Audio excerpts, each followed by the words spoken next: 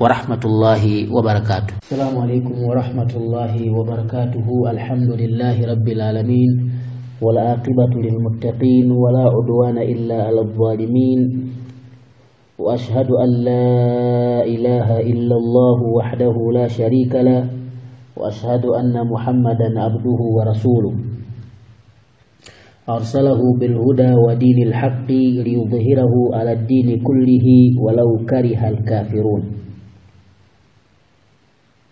Omvela pano fi taati llahi tahlul hayat miyamika Allah subhanahu wa ta'ala nikufunila zabwino mtumiki Muhammadin sallallahu alayhi wasallama akubanja kwake maswahaba kumaso onse amena kusatila sunna kufikia siku la kiyama. Tili pano ndi program yokuzina fadhailul Ramadhan kupambana kwa mwezi umene wa Ramadhan, mwezi umene ukubwera, mwezi umene pompano tikaiti kulowa ndiye mmenemo shaitani ama chalira kunena kuti pamene mwezi umene wasala pang'ono kuti ufike chifukwa chonena kuti iyeyo akhala akukayikidwa kundende amaonesesa kunena kuti no wawachaja anthu namu waika anthu amene azipitiliza ntchito yake. Ndiye msilamu apewe zimenezo, kuzikhala kutukanidwa, kuzikhala kunyozedwa, kuzikhala kunenedwa, kuzikhala kupeputsidwa. Msilamu anene apewe zimenezozo. Nchifatike mtumiki Muhammadin sallallahu alaihi wasallam adanena kuti no fa in sabbahu ahadun fa in sabbahu au fa in qatalahu ahadun au kama qala alayhi salatu wasalam falyaqul inni saimun.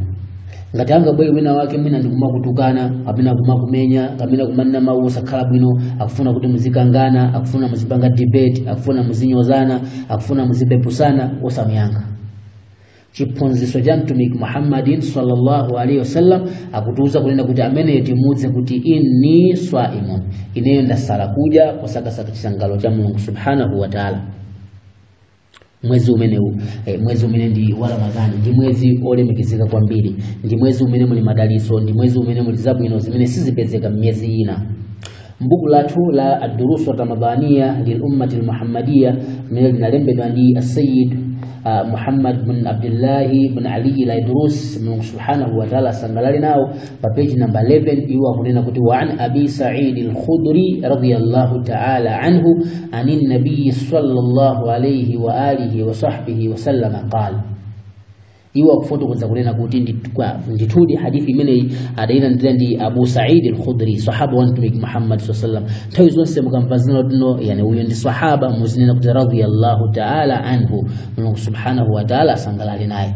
Mukampazina la mtumiki Muhammad sallallahu alayhi wasallam ndiye muzinena sallallahu alayhi wasallam tintendere ndi madaliso zikhale baiye. Ngati simunga wanisi cha Arabu nina nintendere ndi madaliso zikhale baiye kumfunira zabwino chifukwa mtumiki kunena kuti al-bakhiru man dhukirtu indahu wa lam yusalla alayya. Wa umbombo ndi amene amatizina langa likacholidwa sandifunira zabwino amene ndi wa umbombo. Mtumiki anavutika kufalisa Islamu, kuponzesa imani, kuponzesa tauhidi, kuponzesa Qur'ani, kuponzesa sunna kuti tsiku la kiyama tikalowe kujanna kutipangira zabwino kumeneko. Ndiye mukamva dzina lakelo muzinena kuti sallallahu alayhi wasallam kumfunira zabwino mtumiki Muhammadin sallallahu alayhi wasallam. Sayyidina Abu Sa'id akunena kuti ndithudi mtumiki Muhammad sallallahu alayhi wasallam adafotokoza kuti man swama ramadhana amene angasale kuja mwezi wa Ramadhani ndiye kusala kuja mukamasala muphunzire kuti kusala kuja ndi chiyani, makondishoni yake ndi chiyani, malamulo yake ndi chiyani, sunna za kusala kuja kumeneko ndi chiyani, miyambo ya kusala kuja kumeneko ndi chiyani. Muphunzire bwino chifukwa ibada imene munthu amapanga mwachimbulimbuli Allah salandira. Ibada ina iliyonse munthu aphunzire asana ilowe ibadayo aiphunzire ibadayo. Ndiye ngati mwezi wa Ramadhani wandimawa kandi kuseri kwa mawa zakakamizika kuti anthu aphunzire zokhuzana ndi Ramadhani, adziwe kuti swaumu ndi chiyani, anthu aphunzire kuti swaumu ndi chiyani. Mtumika kuti amene angasale Ramadhani mosatira malamulo ake, kusatira makondishoni yake, kusatira masunna ake, ukhala ndi adabu, ulemu, ukhala ndi chikhulupiriro mwa Allah, ukhala ndi imani mwa Allah, ukhala uzichepesa pamaso pa Allah pa nthawi imene iye akusala. Chifukwa kuli anthu ena mwina amasala kuti ndi pounds ine kuti nitakhala ninjala 24 hours palibe chimene chingachitike walephera. So musili choncho kapena kusala kuja kuti ena ake andione ndichuke kuti ine ndiosala kuja, andichemelere kuti ine ndimasala kuja, walephera pamenepo kwa Allah sungapezekana. Koma kusala kuja ukamasala cholinga chako chikhale kuti ukufunafuna Allah kuti wa'arafa hududahu, komanso ndikuziwa malire aswaumu, maboundaries aswaumu kumawadziwa.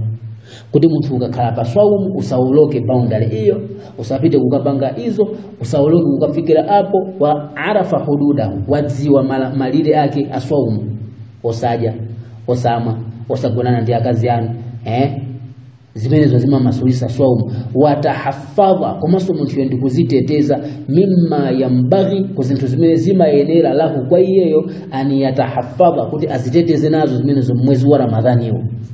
Muganga dijani kuyankhula zinthu zopanda pake, kumayankhula mbwerera. Tiyankhule choncho kuti anthu ambiri mwezi wa Ramadhani ukafika sala bada mwina iye amaziona kuti akufuna kusangalatsa anthu, aziseka lilime ili ofunika kulisamalira kwambiri. Fanyike isa yani Sheikh Imam Muhammad Ghazali mbuku lawe imene la Ihya Ulumuddin mukatenga Darus Salami tabatu Darus Salami mukayangane mujallal thani yani volume number 2 mukapeza kuti kumene ko anamba kumafotokoza zokhuza ndi lilime. Ana fotokoza ndithu kangapo ananena kuti no yani topic imene ananena kuti no bayanu azimi khatari lisani wa fadilati samt, yani kufotokoza zokhuzana ndi kuopsa kwa lilime komanso kupambana kukhala chete. Kuopsa kwa lilime ambiri siku la kiyama azikalowa ku jahannama chifukwa cha lilime zoyankhula. Naam, zimene mmalemba pa Facebook zija zimene zili mgulu la lilime la nuru, zimene mmalembera anthu pa WhatsApp zimenezo zili mgulu la lilime la nuru. Sister inuso brother chimodzimodzi kuyankhula ndi inu amayi ndi abambo, inuso tikufuna tikufotokozereni ndithu chifukwa ndi amene mumatulutsa ndalama ndikubaka gula mafoni kuti ana aziseweresa zimenezozo. Ndi mistake iliyonse imene akupanga ana amene achi inuso muli mgulu limalembedwa mbuku lanu la machimomo, mmalembedwa mmenemo. Chimo lililonse limene mwana wanu amapanga chifukwa cha foni imene mnamgulira, kaya ndi wamkazi kaya ndi wamwamuna, inuso muli nawo mmatenga gawo mmenemo chifukwa inuyo ndi amene ndi njira kuti chimo limene lichitike. Hadithi yantumika kuti man dalla la khairin ka fa'ilihi, munthu amene wathandiza nzake kuti apange chabwino amapeza malipiro ngati munthu amene wapanga chabwino. Chimodzi munso kamulozera nzako kupanga choyipa kumthandiza kuti apange choyipa, umapeza so sambi ngati mmene wapezera munthu amene wapanga choyipayo. Ndiye buku lawo Ihya Ulumuddin iwo adafotokoza kuti i'lamu, uzindikire iwe munthu iwe, anna khatara lisani adhimun, kuti kuopsa kwa lilime ndi kwakukulu kwambiri. Wala najata min khatarihi illa bisamti, ndipo ngati munthu akufuna kupulumuka kuchokera kukuopsa kwa lilime lakero amene azikhala chete, nthawi zonse azikhala chete. Falidhalika madaha shar'u, pachifukwa chimenecho malamulo a Allah amayamikira kwambiri aswamta, kukhala chete. Osakhala munthu olongolola, osakhala munthu wa madebate, osakhala munthu wa mpikisano, osakhala nthawi zonse munthu kukhala basi nthawi zonse kuyankhula.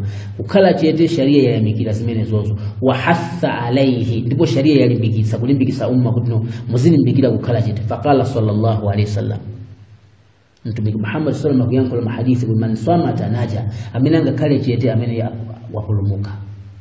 Nthawi zambiri mavuto amene anthu akukumana nawo chifukwa cha lilime zimene zikutuluka pa lilime, zonyoza aneba, kunyoza mwina a Kristu, kamena kunyoza Islamu anzathu, waliyadhu billah. Allah titeteze ndi zimene zonsezo ndizochokera kwa shaitani. Muchipembezo mulibe kunyozana, muchipembezo mulibe kupeputsana. Kafa bil mar'i ithman, hadithi yantumiki kufotokoza momveka bwino, ndi chimo lokwanira kwa Islamu an yahqira akhahu almuslima, kumunyoza Islamu nzake. Amene jiswala sata, amene jataona na Qur'ani yakeyo, amene jatamuonenizi, amene uja ndi chimo limene lotumaso pa Allah. Sister mukulakwitsa, brother mukulakwitsa. Ngati pa Facebook ntchito yanu ndi imeneyo, ngati pa WhatsApp ntchito yanu ndi imeneyo, ngati pa YouTube mukumalowera zimene zokuti muzinyoza Islamu azidana chifukwa cha inuyo, muli pa vuto lalikulu.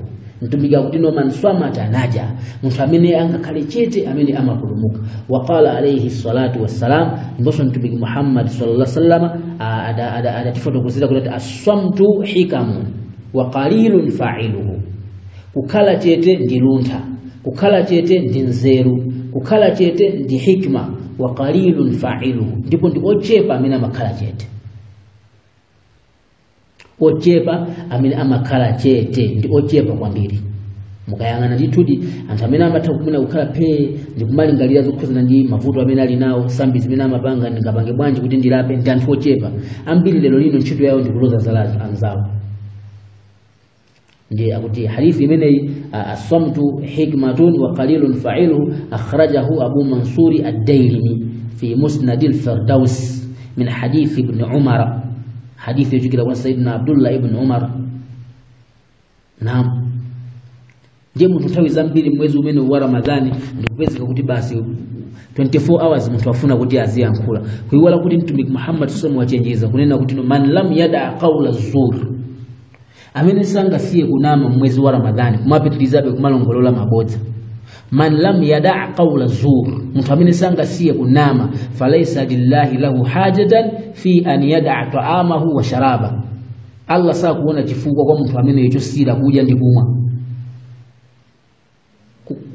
ngezimene timpempe Allah titeteze Mulungu subhanahu wa ta'ala azitiyanjanisa Mulungu subhanahu wa ta'ala azidalitsa ngati muli ndi funso kapena ndemanga pano fi taati llahi tahlul haya afikireni maadimini yatu mafunso anu azayankhidwa ndipo ndemanga zanu zizagwirisiridwa ntchito Mulungu subhanahu wa ta'ala akudalitseni jazakumullahu khair wassalamu alaikum wa rahmatullahi wa barakatuh